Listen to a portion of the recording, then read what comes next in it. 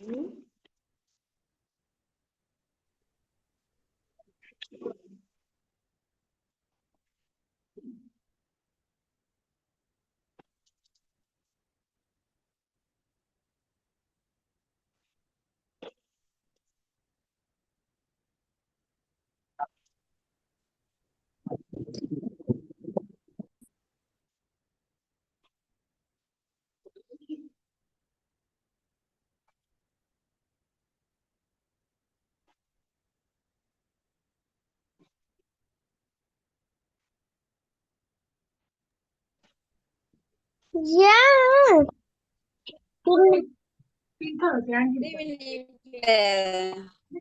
Teacher நான் coverage பேப்பரா நான் என்ன படிச்சீங்க?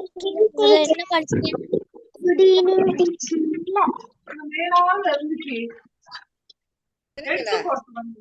டீச்சர். டீச்சர் என்னம்மா?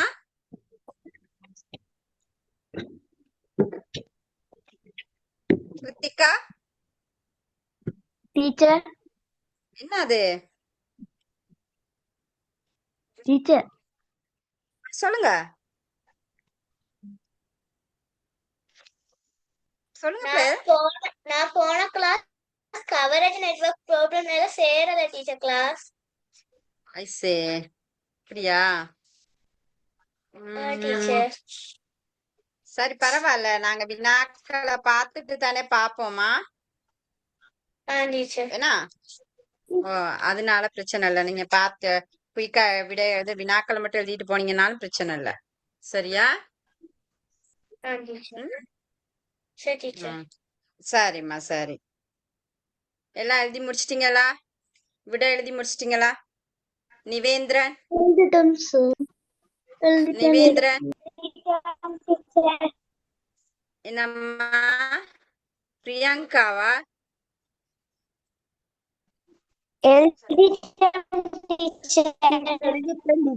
எழுதியாச்சு எழுதியாச்சு. சரி, மத்த பிள்ளைகள் எல்லாம் எழுதிட்டீங்களா? எல்லாரும் எழுதிட்டீங்களா?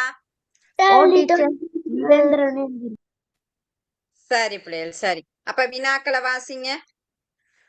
போன கிளாஸ் கொடுத்த வினாக்களை வாசிங்க.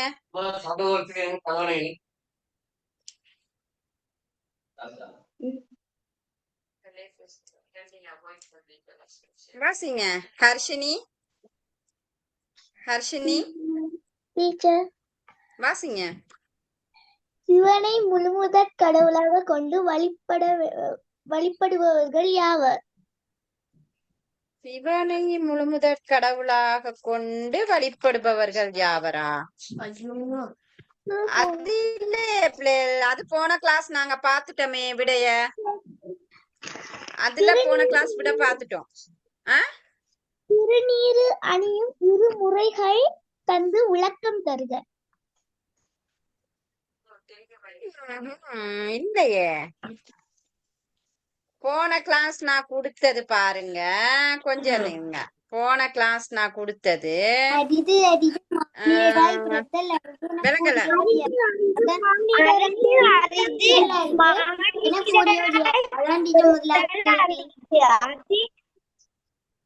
கொஞ்சம் இருங்க, நான் சொல்ற இந்த வினாக்கள் இருக்கான்னு பாருங்க.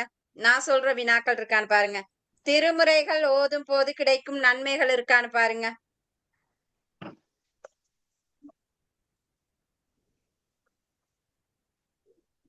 அடுத்து விசேட தினங்கள் பாருங்க இருக்கானே. விசேட தினங்கள்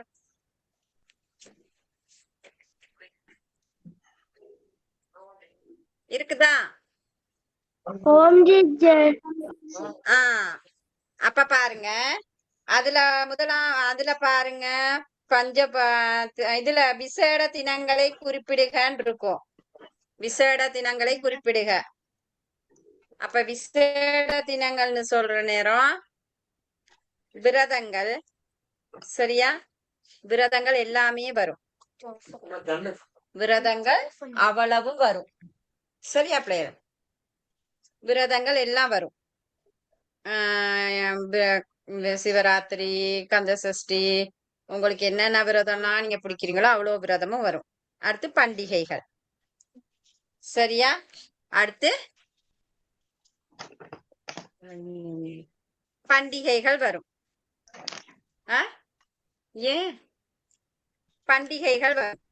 பண்டிகைகள்னு சொல்ற நேரம் என்னது? தைப்பொங்கல், சித்திரை, தீபாவளி, ஆடிப்பிறப்பு, இதெல்லாம் தைப்பொங்கல் இது பண்டிகைக்குள்ள வரும். அடுத்து விசேட தினங்கள் சொல்ற நேரம் நாங்க வீட்டுல செய்கின்ற மங்கள செயற்பாடுகள் எல்லாம் வரும். அங்கிட்டு போங்களேன், எனக்கு போன்ல கோல் மங்கள செயற்பாடுகள் எல்லாம் வரும். அதாவது திருமணம், குடி புகுறது, புது புது வீட்டுக்கு குடி புகுறது, வேற வேற என்ன இருக்கு மங்கள நிகழ்வு? நீராட்டு விழா. அந்த மாதிரிக்கே ஏ தாங்களே டக்குன்னு தாங்களே பிள்ளைல ஒரு செகண்ட் தாங்க. ஒரு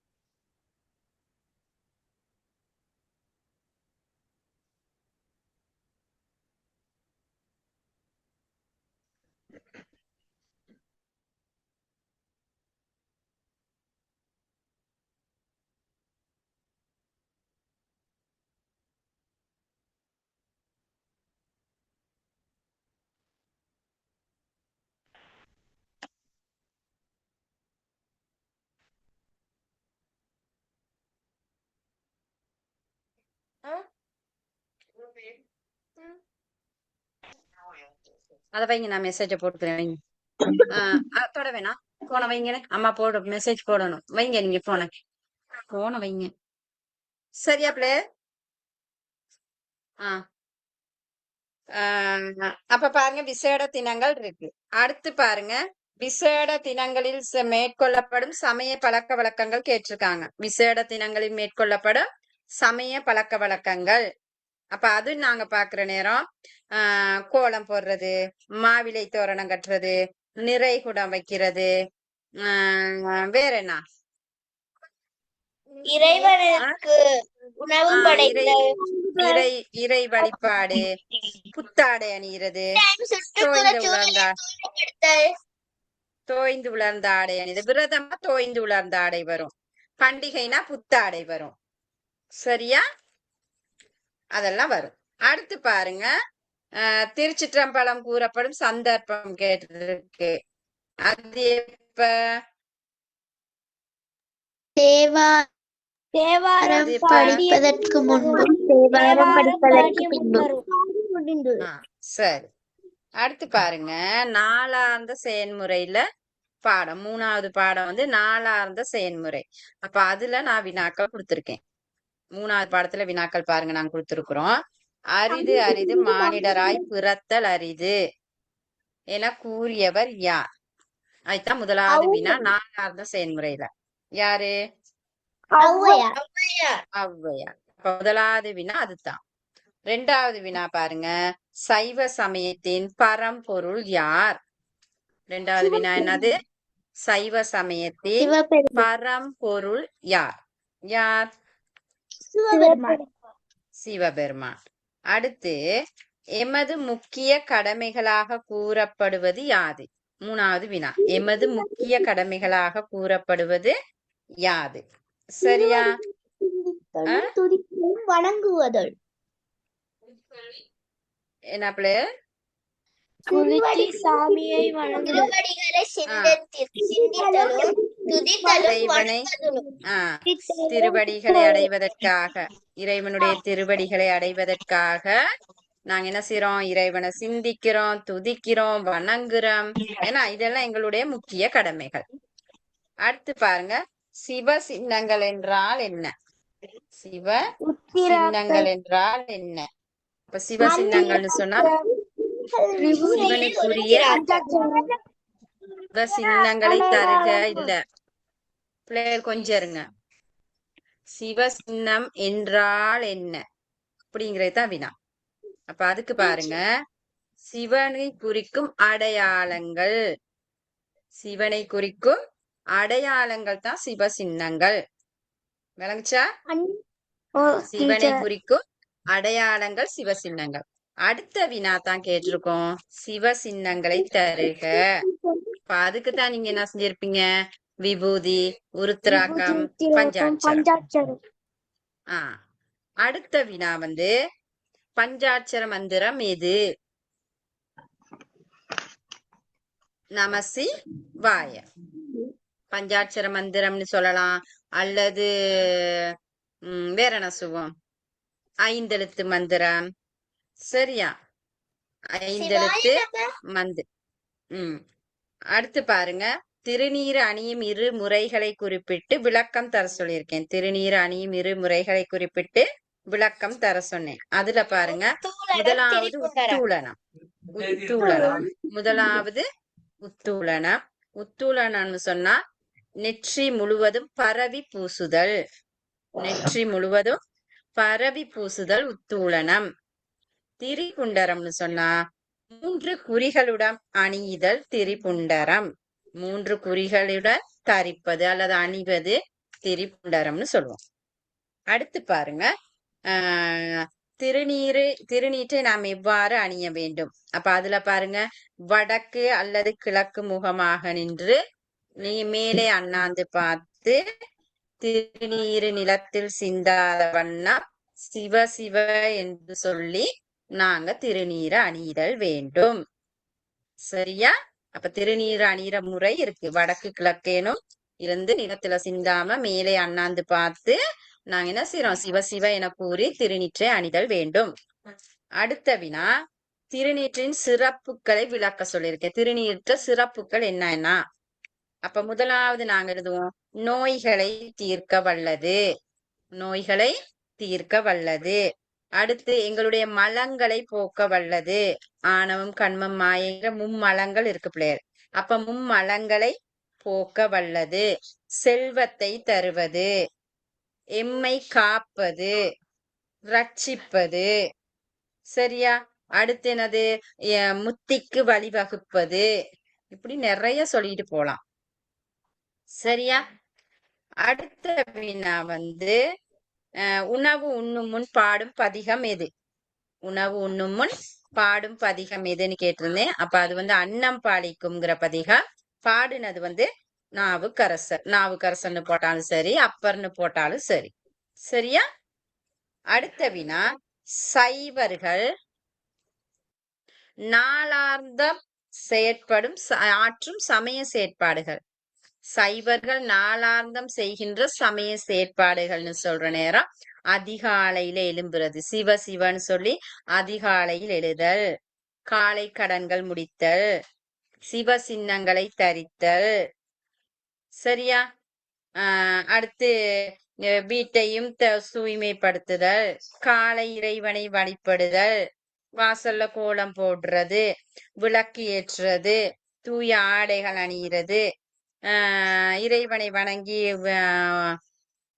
உணவு உண்ணுதல், தான தர்மம் செய்தல், பிராணிகளுக்கு உணவு ஊட்டுதல், சரியா? பெற்றோரை வணங்குதல், நந்தவனம் அமைத்தல், இப்படி நாங்க நாளாந்த செயல்முறைகளை சொல்லிக்கிட்டு போகலாம். நிறைய இருக்கு. சரியா? இவ்வளவுதான் நான் கொடுத்த வினாக்கள். இவ்வளவுதான் போன கிளாஸ் நான் கொடுத்த வினாக்கள். சரியா? ஆ? ஆ. சரியா? அடுத்து பாருங்க. இன்னைக்கு நாங்க பார்க்க வேண்டியது சமூகம் சார்ந்த விழுமிய பண்புகள். சரியா? விழுமிய பண்புகள்னா என்னது? விழுமிய பண்புகள்னா நல்ல வாழ்க்கையில மனித வாழ்வை மேம்படுத்தும் வகையில் கடைபிடிக்கப்படும் பெருமதி மிக்க வாழ்க்கை பண்புகள் விழுமியங்கள் எனப்படும். விழுமியம் நான் சொன்ன பிள்ளைகள் மேன்மைன்னு சொல்லுவோம். விழுமியம்னு சொல்றது மேன்மை, மதிப்பு, பெருமதி அப்படின்னு எல்லாம் சொல்லப்படுது. விழுமியம்ங்கிற ஒரு சொல் என்னன்னு சொன்னா நல்லொழுக்கங்கள் எல்லாமே விழுமிய பண்பு தான். நல்லொழுக்கங்கள் அனைத்தும் விழுமிய பண்புகள். அதத்தான் விழுமிய பண்புகள்னு நாங்க சொல்லுவோம். அப்ப இந்த விழுமியம் என்ற சொல்லுக்கு பாருங்க, பெருமைன்னு சொல்றாங்க. சரியா? மேன்மைன்னு சொல்றாங்க, உயர்வுன்னு சொல்றாங்க, மதிப்புன்னு சொல்றாங்க. சரியா? இப்ப இதுல நீங்க பாத்துக்கொள்ளுங்க, உங்ககிட்ட எல்லா நல்ல பண்பும் இருக்கு. சரியா? உங்ககிட்ட அவ்வளவு நல்ல பண்பு இருக்கு. அப்படி இருக்கிற நேரம் நீங்க உங்களோட ஸ்கூல்லயோ அல்லது நீங்க வாழுகின்ற சூழல்லையோ உங்க குடும்பத்திலேயோ உங்களுக்கு என்ன கிடைக்கும்? உங்களை எப்படி பாப்பாங்க? சொல்லுங்க பாப்போம். சொல்லுங்க. சொல்லுங்க பிள்ளை. நல்ல குணத்தோடு. விலங்கல. நல்ல குணத்தோடு. மிக நல்லவர். நல்லவர்னு சொல்லுவாங்க. வேற? நல்ல குணமுள்ளவர். ஏழை எளியவர்களுக்கு உதவுபவர். அவர்களுக்கு உதவுபவர். கொண்டவர். உண்மை நான் அத கேட்கல. வினாவை விளங்கி கொள்ளணும். உங்ககிட்ட எல்லா நல்ல பண்பும் இருக்கு. நீங்க ரொம்ப நல்ல பிள்ளைகள். நீங்க எல்லாருமே ரொம்ப நல்ல பிள்ளைகள். அப்படி இருக்கிற நேரம் உங்க பாடசாலையில உங்களை என்ன சொல்லுவாங்கன்னு நான் கேட்டேன். நல்லவர். நல்ல பிள்ளை என்று சொல்லுவேன். நல்ல பிள்ளைன்னு நல்ல பிள்ளைன்னு சொல்லுவாங்க. வேற? எல்லாரையும் மதிக்க தெரியும். எல்லாத்துக்கும் மதிக்க தெரியுமா? எல்லாத்துக்கும் மதிக்க தெரியுமா? ஆசிரியர்களை மதித்த ஒழுங்கா இருக்கணும். சாமி ஆசிரியர் மற்றும் அதிபர்களை மதித்தல்.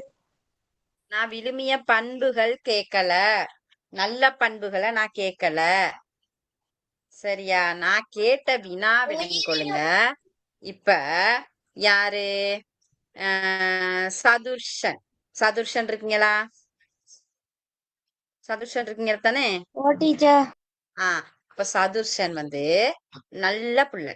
எல்லா நல்ல குணங்களும் நல்ல பண்புகளும் நிறைந்த நல்ல கெட்டிக்கார பிள்ளை. சரியா?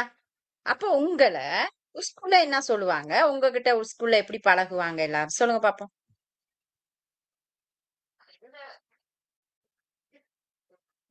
மத்தவங்க உங்களை என்ன சொல்லுவாங்கன்னு கேக்குறேன்.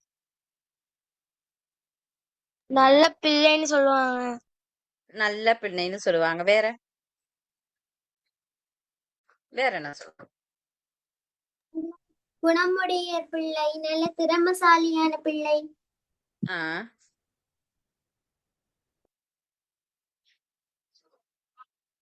என்ன அடுத்து சொல்லுவேன்? எல்லாராலையும் நீங்க மதிக்கப்படுவீங்க, எல்லாராலையும் போற்றப்படுவீர்கள். ஏன்னா உங்களை எல்லாரும் மதிப்பாங்க, உங்களை எல்லாரும் போற்றுவாங்க. எல்லா நல்ல செயற்பாடுகளுக்கும் உங்களை தான் முன்னுதாரணமா எடுப்பாங்க. உங்களை பார்த்து பழக சொல்லுவாங்க. ஏன்னா அப்படியெல்லாம் சொல்லுவாங்களா?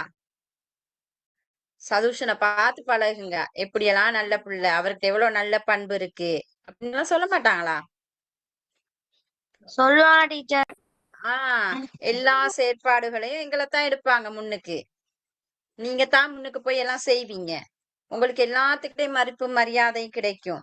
உங்களோட எல்லாம் அன்பா பழகுவாங்க. உங்களை சுத்தி நிறைய பேர் இருப்பாங்க. இருப்பாளா இல்லையா? இருப்பாங்க டீச்சர். அப்படி இருக்க ஆசையா இல்லையா? ஆசை டீச்சர். அப்படி இருக்கிறதுக்கு எல்லாத்துக்கும் ஆசை. அப்ப இந்த மாதிரிக்கு எங்களை எல்லாரும் மதிக்கணும், எங்களை எல்லாரும் போற்றணும், எங்களோட எல்லாரும் பழகணும் அப்படின்னு நாங்க நினைச்சோன்னு வச்சுக்கிட்டா என்ன செய்யணும்னா இந்த விழுமிய பண்புகளை கடைபிடிக்கணும். இந்த விழுமிய பண்புகளை கடைபிடிச்சா சொல்றாங்க எங்களுக்கு மதிப்பு கிடைக்கும், எங்களோட வாழ்வு மேன்மை அடையும்னு சொல்றாங்க, உயர்வடைவும்னு சொல்றாங்க. சரியா? அப்ப விழுமிய பண்பு என்பது மனித வாழ்வு, எங்களுடைய வாழ்வை மேம்படுத்தும் அல்லது உயர்த்தும் பெருமதி மிக்க வாழ்க்கை பண்புகள். வாழ்க்கை பண்புகள்னு சொல்றோம். ஏன்னு சொன்னா எங்களோட வாழ்வோடு இணைஞ்சுதான் இருக்கு. ஏன்னா ஏண்ட வாழ்க்கையோட தான் என் பண்பெல்லாம் இருக்கும், என்னோடயே தான் இருக்கும். நான் இந்த நாளைக்கும் கடைபிடிக்கிறது அப்ப இந்த வாழ்க்கையோடு இணைஞ்சுதான் இருக்கும். அப்ப இந்த விழுமிய பண்பு என்பது என்ன அல்லது விழுமிய பண்பு என்றால் என்ன அப்படின்னு கேட்டா மனித வாழ்வை மேம்படுத்தும் பெருமதி மிக்க வாழ்க்கை பண்புகள் விழுமிய பண்புகள். இது விளங்குச்சா? அதுக்கு பிறகுதான் நாங்க பார்க்கணும் விழுமிய பண்புகள்னா என்ன. எல்லா நல்ல பண்புகளும் விழுமிய பண்புகள் தானே. ஏன்னா எல்லா நல்ல பண்புகளும் விழுமிய பண்புகள் தான். உண்மை பேசுறது, அடுத்து பெரியோரை கனம் பண்றது, மற்றவங்களை மதிக்கிறது, எல்லா இடத்திலும் அன்பா இருக்கிறது, விட்டு கொடுக்கிறது, சகோதரத்துவம், இயற்கைய பேணுறது, ஏன்னா எல்லாத்தோடைய அன்பா இருக்கிறது, உண்மை பேசுறது, இப்படி எல்லா நல்ல பண்புகளும் விழுமிய பண்புகள். சரியா? அப்ப அதத்தான் நம்ம வள்ளுவர் சொன்னாரு பாருங்க, ஒழுக்கம் விழுப்பம் தரும், அது உயிரினும் மேலாக ஓம்பப்படுதல். எங்கட உயிரை நாங்க எவ்வளவுக்கு எவ்வளவு கவனமா வச்சுக்கிறோம். ஒரு காய்ச்சல் வந்தா ஓடி போய் மறந்துட்டு இருக்கிறோம். அழகழகா உடுத்தி பாக்குறோம் எங்களை, என்ன வடிவடிவா நாங்க எல்லாம் போட்டு பாக்குறோம். அப்ப அந்த அளவுக்கு எங்கட உயிரையும் எங்களோட உடலையும் நாங்க நேசிக்கிறோம். அந்த உயிரை விட மேலாக நம்மள விழுமிய பண்புகள், அதுதான் பிள்ளைகள் ஒரு பிள்ளைக்கு அழகு. அழகு கொடுக்கறது அதுதான் ஒரு பிள்ளைக்கு. அணிகலன்கள் சொல்றாங்க.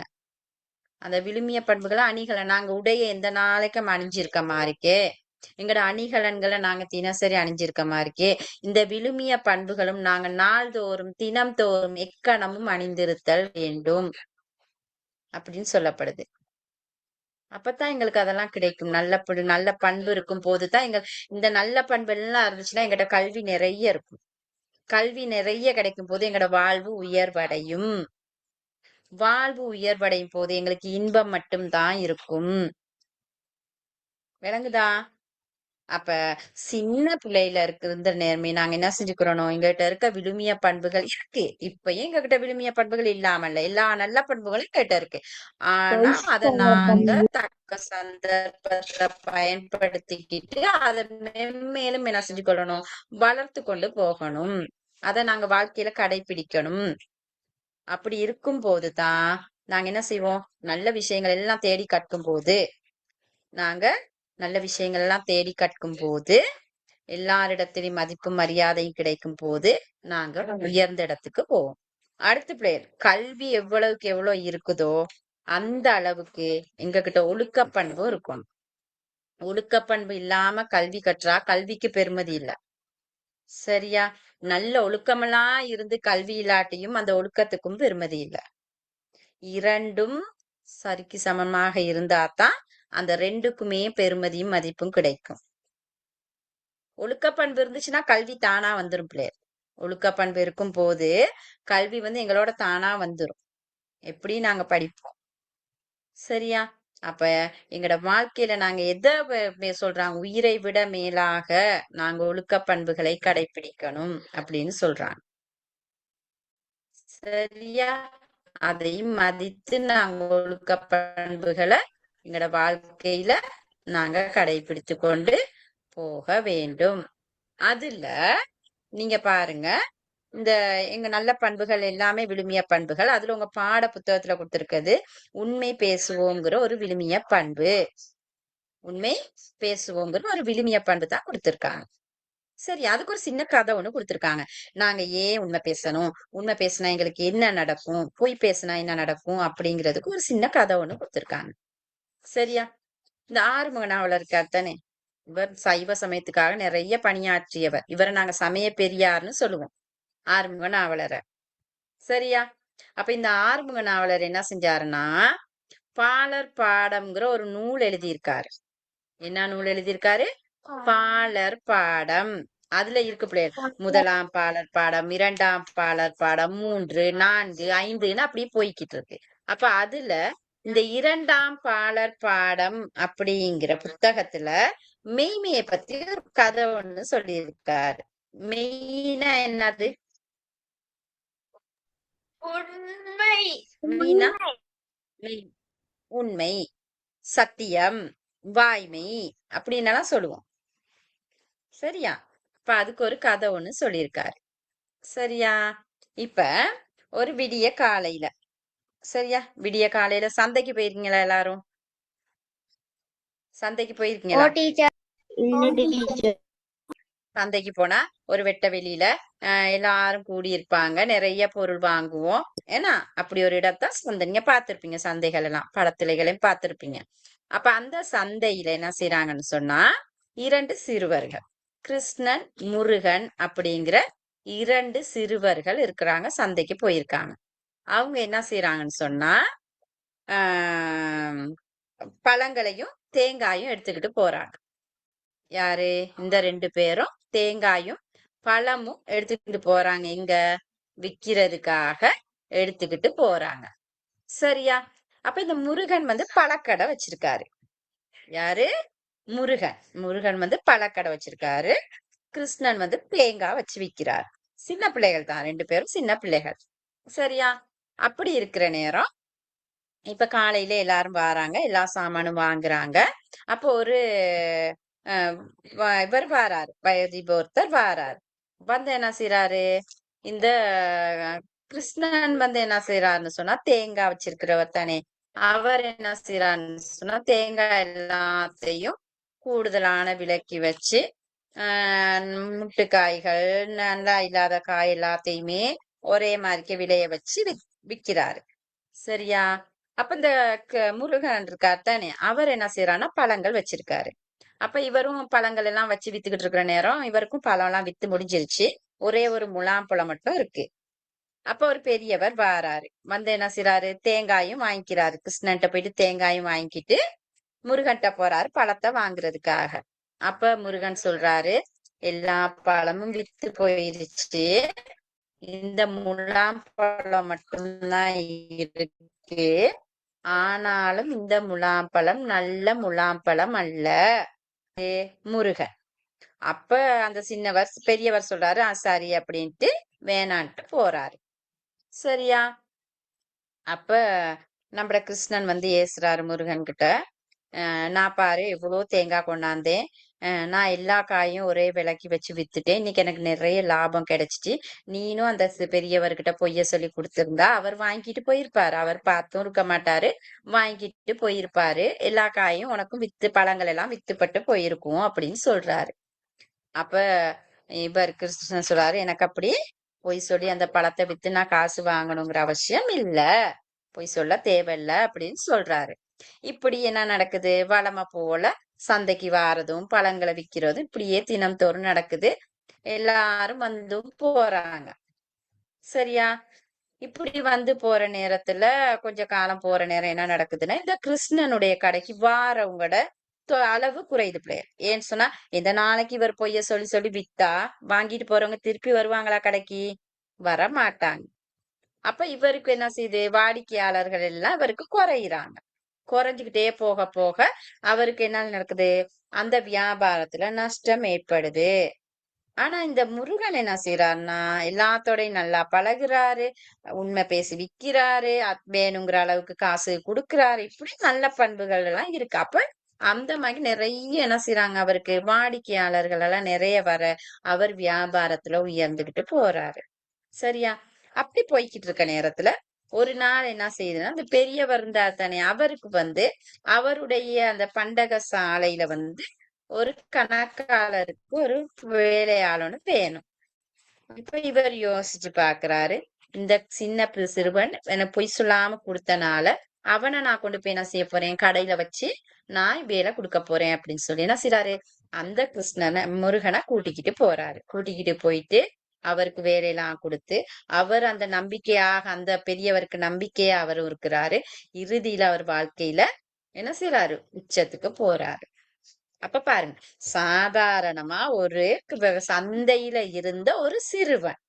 அப்ப அந்த சிறுவன் வந்து எவ்வளவு பொய் சொன்னால் அந்த உண்மையை சொல்லி எவ்வளவு பண்பா நடந்து அந்த வாழ்க்கையில எப்படி முன்னுக்கு வந்தாரு. அப்ப நல்ல பண்புகள் இருக்கும் போது நாங்க மற்றவர்களால் மதிக்கப்படுவோம், எங்களுக்கு உரிய சன்மானம் கிடைக்கும்.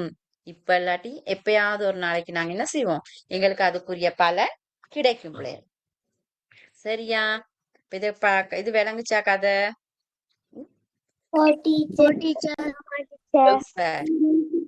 இப்ப பாருங்க இந்த கதைய. சரியா? ஒரு நாள் விடியற் காலை. சரியா? முருகன் கிருஷ்ணன் எனும் 2 சிறுவர்கள் ஒரு சந்தைக்கு போய் தங்களுடைய சிறிய கடையில் தாங்கள் கொண்டு சென்ற பொருட்களை பரப்பி வைத்து விற்பதற்காக உட்கார்ந்தார்கள். ஒரு கடையில் பழங்களும் காய்கறிகளும் மற்றொன்றில் தேங்காயும் வைக்கப்பட்டு இருந்தது. சரியா? இந்த சிறுவர்களிடம் பலர் பேர் போய் என்ன செய்றாங்க, பொருட்களை வாங்கி கொண்டு போகின்றனர். முருகனுடைய கடையில் எல்லாம் விற்று கடைசியாய் ஒரு முலாம்பழம் மாத்திரம் இருந்தது. ஒரு பெரிய மனிதர் வந்து கையை அந்த முலாம்பழத்தின் மேல் வைத்து, எவ்வளவு பெரிய முலாம்பழம், இதற்கு என்ன விலை என்று கேட்டார். அந்த முலாம்பழம் ஒன்றுதான் என்னிடத்தில் மிகுந்தது. அது நல்ல பழம் போல் தோன்றினாலும் அதில் கொஞ்சம் பழுது இருக்கின்றது ஐயா என்று சொல்லி சிறுவன் அந்த பழத்தை மறுபுறம் திருப்பி காட்டினான். ஆமாம், பழுது இருக்கிறது, எனக்கு அது வேண்டாம் என்று சொல்லி அந்த பெரிய மனிதர் அந்த சிறுவனுடைய அழகிய வஞ்சகமில்லாத முகத்தை பார்த்து, உன்னுடைய பழத்தில் உள்ள பழுதை வாங்க வருபவர்களுக்கு காட்டுவது விற்க வந்த உனக்கு ஆகுமா அப்படின்னு கேக்குறாரு. அப்ப சிறுவன் சொல்றாரு பாருங்க, பொய் சொல்வதை பார்க்கிலும் இது நல்லது ஐயா என்று சொல்லி அந்த சிறுவன் பணிவுடன் கூறுகின்றான், நீ சொன்னது சரி. சரியா? ஒருபோதும் அதை மறவாதே, நீ உண்மை பேசுறத என்னைக்குமே மறக்காத. சரியா? நான் உன்னுடைய கடைக்கு இனி வருவேன் என்று சொல்லி அந்த பெரிய மனிதர் கிருஷ்ணன் கடை பக்கம் போறாரு. இது என்ன நல்ல தேங்காயா என்று கேட்டார். ஆமையா, நல்ல தேங்காய், நேற்று பிடுங்கியது, நான் தான் உரித்தேன் என்று கிருஷ்ணன் மறுமொழி சொன்னார். அந்த பெரிய மனிதர் அதை வாங்கி கொண்டு வீட்டுக்கு போனார். முருகா, நீ பெரிய மூடன். யார் சொல்றது? கிருஷ்ணன் சொல்றாரு. முலாம் பழத்தில் உள்ள பழுதை அந்த மனிதருக்கு காட்டுகின்றதா? நீ சொன்ன உண்மைக்காக அந்த பழத்தை இனி நீ வீட்டுக்கு கொண்டு போ, அல்லது எங்கேயாவது எரிந்து விடு. அந்த முட்டுக்காயை வாங்கி கொண்டு போகின்றாரே, நான் அந்த தேங்காய் முட்டுக்காய் இருக்குதானே, அதைத்தான் கொடுத்திருக்காரு. அவர் அதை பற்றி என்ன அறிந்து விட்டார். நல்ல தேங்காய்களை விற்ற விலைக்கு அதையும் விற்றேன். நீயும் அந்த முலாம்பழத்தை அவற்றுக்கு வித்திருந்தால் ஒன்றும் பாராமல் அதனை வாங்கி கொண்டு போய் இருப்பார் என்று கிருஷ்ணன் முருகனிடம் கூறினார். சரியா? கிருஷ்ணா, எனக்கு இன்று காலையில் கிடைத்த காசை போல 2 காசுகள் தான் வந்தாலும் நான் ஒரு பொய்யும் சொல்ல மாட்டேன், பொய்யாய் நடக்கவும் மாட்டேன். அல்லாமல் இது கடைசியில் எனக்குத்தான் நயம். எனக்கு வாடிக்கையாளர்கள் அகப்பட்டார், உனக்கு ஒரு வாடிக்கையாளர் போய்விட்டார் அப்படின்னு முருகன் சொல்றாரு. அது அப்படியே நடந்தது.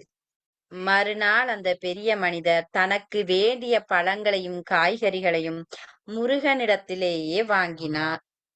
கிருஷ்ணனுடைய கடையில் வாங்கவில்லை. இந்த விதமாக அந்த வருடம் கழிந்தது.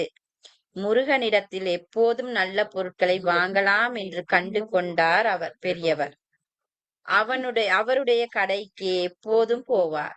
சில வேளை அவரிடத்தில் அடுத்த வருடம் நீ என்ன செய்ய போகிறாய் என்று விசாரிப்பதும் வழக்கம்.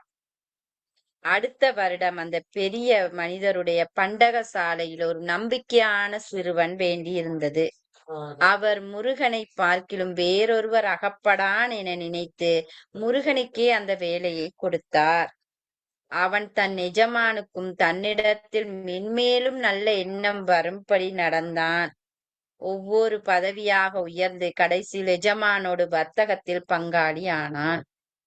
சரியா? அப்ப பாருங்க, சிறு வயசுல சொன்ன ஒரு உண்மைதான். அந்த உண்மை அவருடைய வாழ்க்கையில எவ்வளவு பெரிய மாற்றத்தை ஏற்படுத்தியது. ஏன்னா இப்ப யோசிச்சு பாருங்க. இப்ப விழுமிய பண்புகள் என்பது மனித வாழ்வை உயர்த்தும், பெருமதி அடைய செய்யும். மற்றவர்கள் மதிப்பார்கள், மற்றவர்கள் எங்களை போற்றுவாங்க, மற்றவர்களுடைய அன்பு எங்களுக்கு கிடைக்கும். விளங்குச்சாப்ப?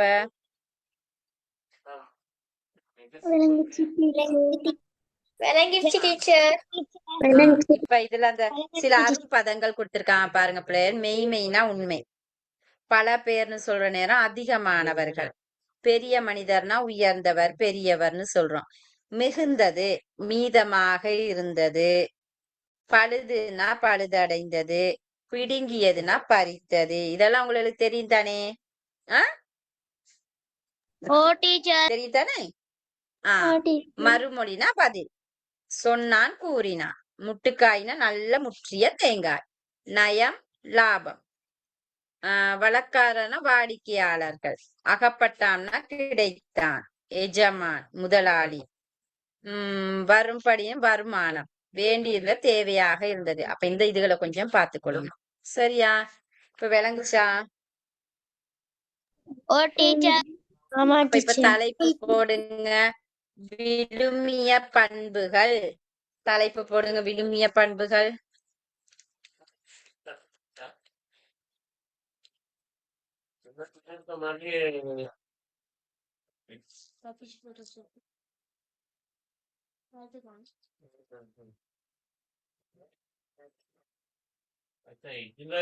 சொல்ற மாதிரிதான் ஒரு வினாவுல வந்து விழுமிய பண்பு என்றால் என்ன சம்பந்தமா 10 கலந்துரையாடல் நடக்குது. இப்படி பாடமாக்குறது கஷ்டம். ஆனா நானே சின்ன முதல்ல எல்லாம் ஏன்னா விட கடற்கரைன்னு சொல்றாங்க. யூஎன்ல பற்றி கேட்டா யூஎன் ஆரம்பிக்கப்பட்டது. அதுல இலங்கை எத்தனாவது உறுப்பு நாடு, அதுல வீட்டு பவர் யாருக்கு இருக்கு, எந்த நாட்டுக்கு இருக்குது, அதுக்கடுத்து விழுமிய பண்பு என்றால் விழுமிய பண்புகள் சில தருக சொல்றாங்க. அது அவங்க வந்து கூகுள்ல சர்ச் பண்ணி வச்சுக்கிட்டு சொன்னது. விழுமிய பண்புகள் சில தருக. டீச்சர் பாடம் முடிஞ்சிட்டா? பாடம் ஃபுல்லா முடிஞ்சிருச்சு. 4வது பாடம் இல்ல ஒரே ஒரு தலைப்பு மட்டும் படிச்சிருக்கோம். உண்மை பேசுறது மட்டும் படிச்சிருக்கோம். சரியா? சரி டீச்சர். விழுமிய பண்புகள் சில தருக. விழுமிய பண்புகளை கடைபிடிப்பதனால் நான் உனக்கு காலையில பேசுறேன். போடுறீங்கல்ல, நம்ம கதைக்கு பேப்பர் எடுத்துக்கிட்டு விழுமிய பண்புகளை கடைபிடிப்பதனால்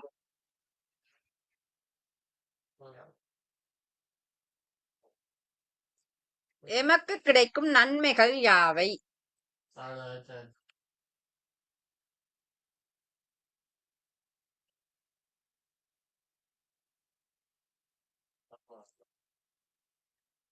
ஏன்னா உங்களோட பேப்பர் இருந்தா வேணா மார்க் பண்ணிக்கலாம். வேணா விடிய வந்து 32 கேள்வி வரைக்கும் வேணா சொல்லிவிடுறேன். சரி டீச்சர். ஒழுக்கம் பற்றி திருவள்ளுவர் கூறிய குறள் யாது? ஒழுக்கம் பற்றி திருவள்ளுவர் கூறிய குறள் யாது?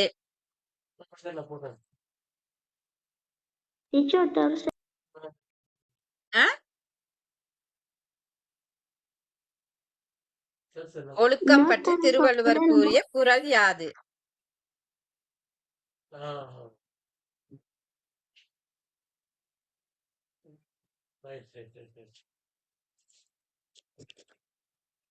நான் வந்து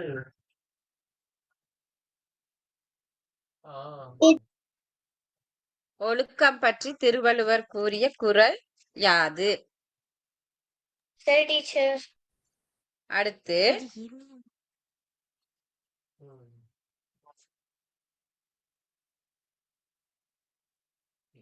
தெரியாது. பாலர் பாடம் எனும் நூலை எழுதியவர் யார்?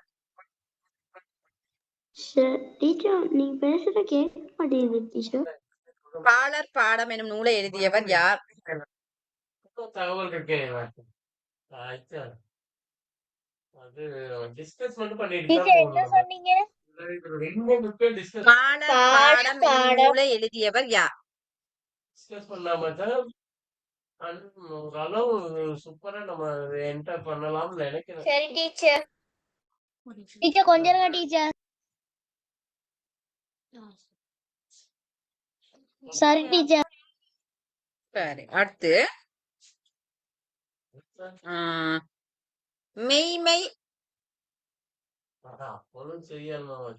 மெய்மை என்ற சொல் வேறு எவ்வாறு அழைக்கப்படும்? அதற்கு போதும் மச்சான். அதுக்குதான் இது பாடமாசிரியருக்குதான் இல்ல அந்த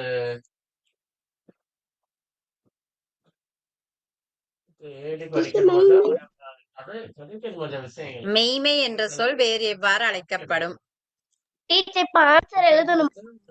கணித பணிகள் வந்து கொஞ்சம் செஞ்சே பார்த்தே ஆகணும்.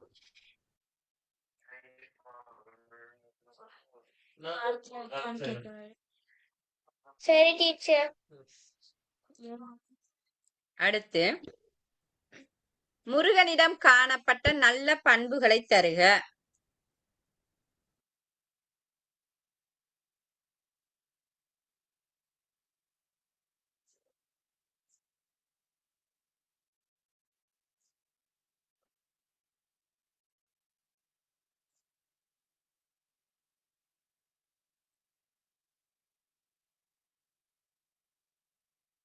முருகனிடம் காணப்பட்ட நல்ல பண்புகளை தருக.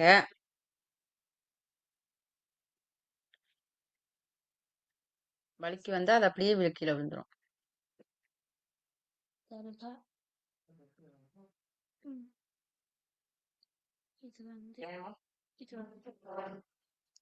அடுத்து உண்மை பேசியதால் முருகனுக்கு கிடைத்த நன்மைகள் யாவை?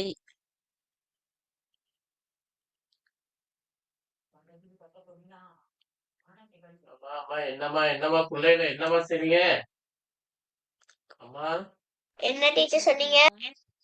உண்மை பேசியதால் முருகனுக்கு கிடைத்த நன்மை.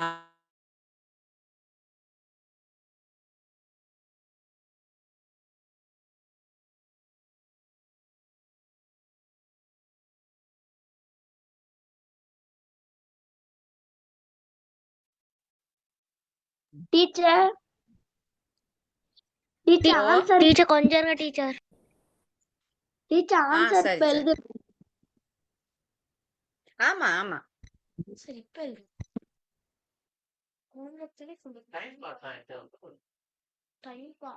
இல்ல. அடுத்த பிளேயர் பொய் பேசியதால் கிருஷ்ணனுக்கு ஏற்பட்ட நட்டம் யாது? பொய் பேசியதால் கிருஷ்ணருக்கு ஏற்பட்ட நட்டம் யாது?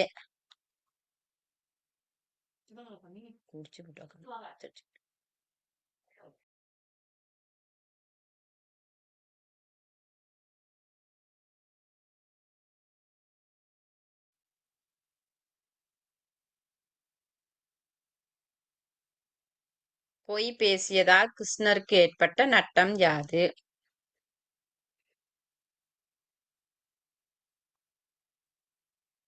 எழுத்து பிழையான பிழை. கிருஷ்ணனுக்கு ஏற்பட்ட நட்டம் யாது? மறுக்க பிள்ளை.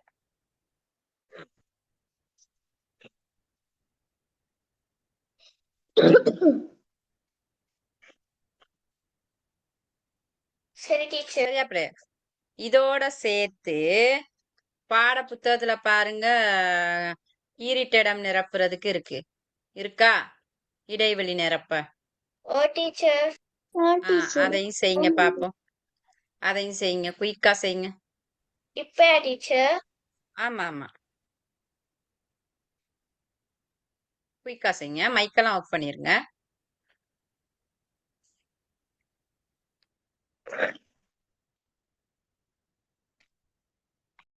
இது எழுதிட்டு கிளாஸ் லீவ் ஆகலாமா டீச்சர்?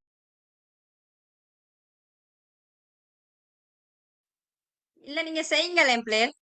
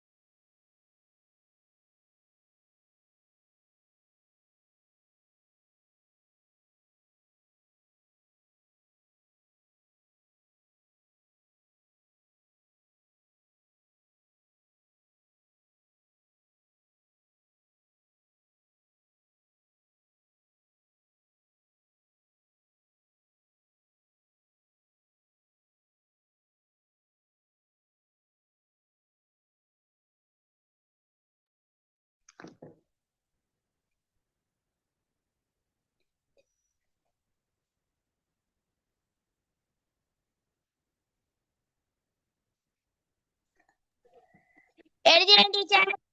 டீச்சர் எழுதிட்டேன் டீச்சர்.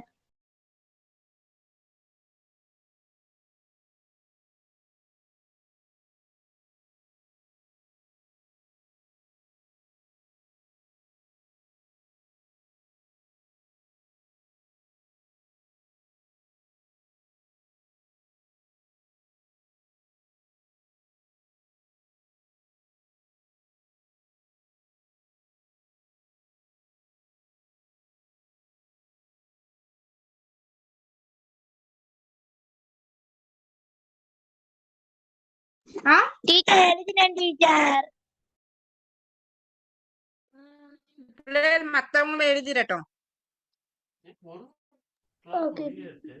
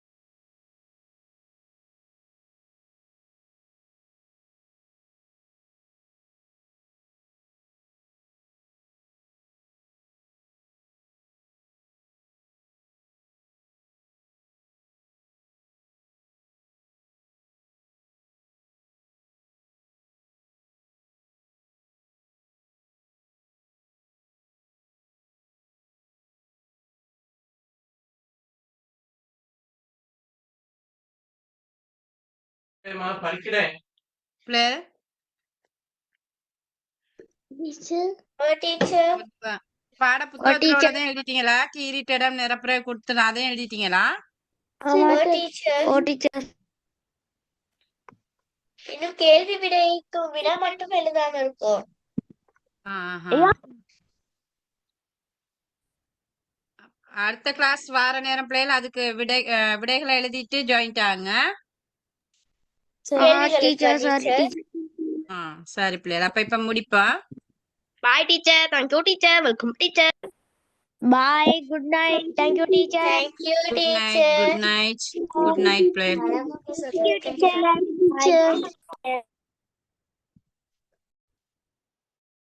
Thank you teacher.